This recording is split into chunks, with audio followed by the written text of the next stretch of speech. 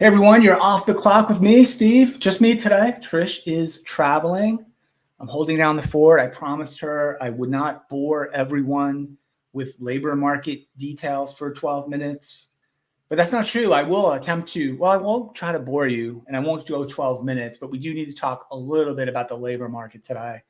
I'm obsessed with labor market data. This morning, the jobs report for April was released.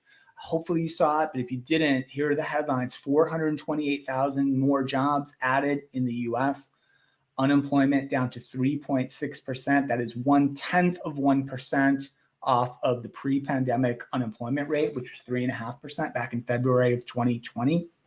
And speaking of February 2020, at that point, that was the peak of the labor market prior to the pandemic. There was about 152.5 million folks in the workforce in the United States.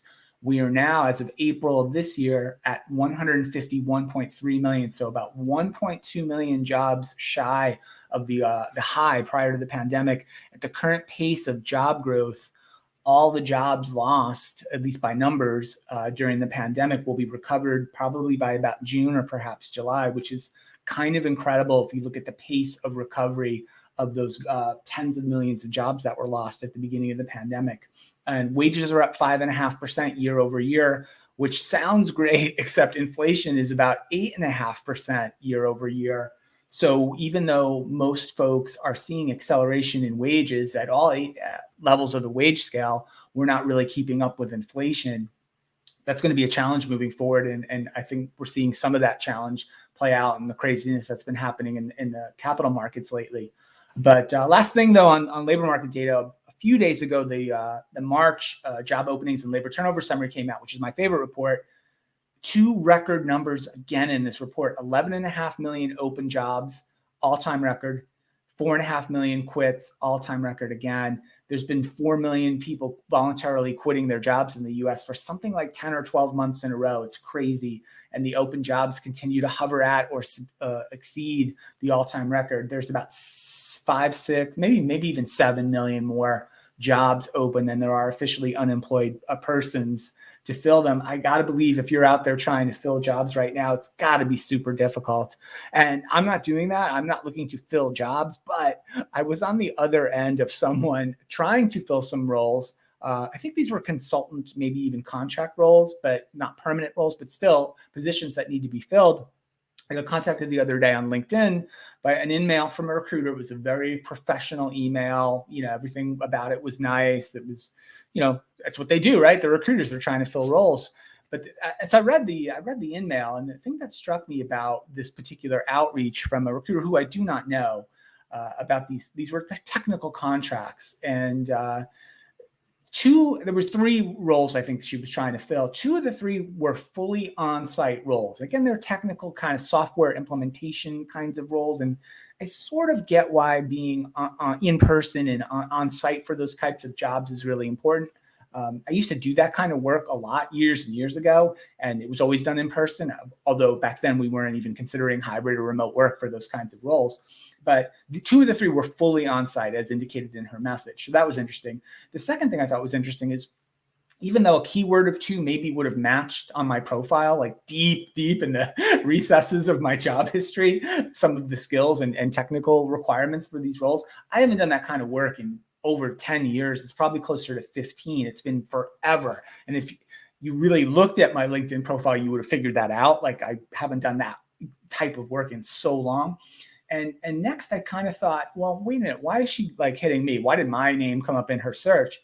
Well, probably because 2 of those 3 anyway were on-site roles local to where I live, or, maybe in the city that's nearest to me. And so her search was just limited, right?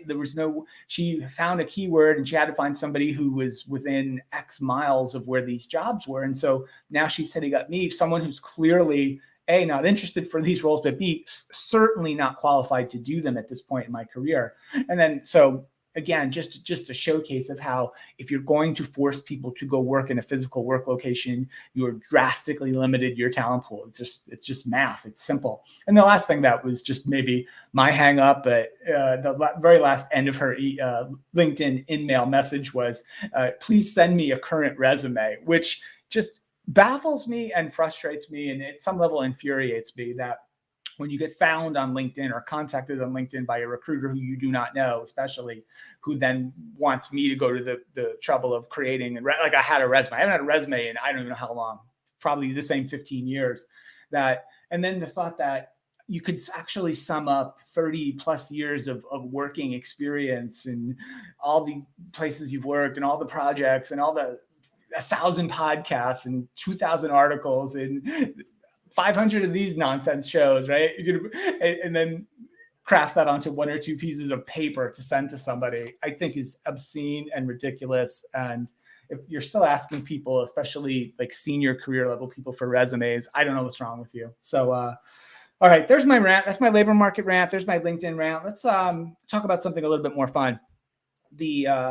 I like really a lot using suggested replies, both on text messaging, and I've noticed our company uses Microsoft Teams for like everything, and I love MS Teams. And maybe this has been around for a while, and I just only recently noticed it. But now the Teams chats with your colleagues and coworkers, et cetera, are giving the suggested replies all the time. So if say maybe a question comes in the chat, hey, Steve, did you finish that editing that podcast or something? Not that I edit them anymore, but hey, Steve, did you write the article that needed to be written? There's like 3 suggested replies, like, yes, I did, or no, I didn't, or yes, I'll do it later, or whatever it is.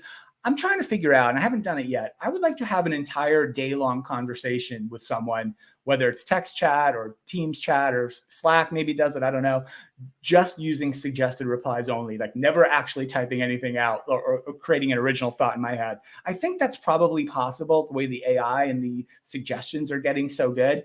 I'm going to try it. And the thing is, now that I'm saying it out loud, someone will probably figure out that I'm going to do that with them, but I'm going to try to get away with it. So I'm going to see how long I can get away with suggested replies only in like a really long conversation. So all right, last thing for me, I just saw it today. I'm not a big horse racing person. Maybe you are. The Kentucky Derby, right? The only horse race probably anyone really cares about, and the kind of thing where you watch one horse race a year or think about one horse race per year. That's the one. It's tomorrow, apparently. And so here's my pick. I'm going with Smile Happy, and I'm picking this horse that I know nothing about.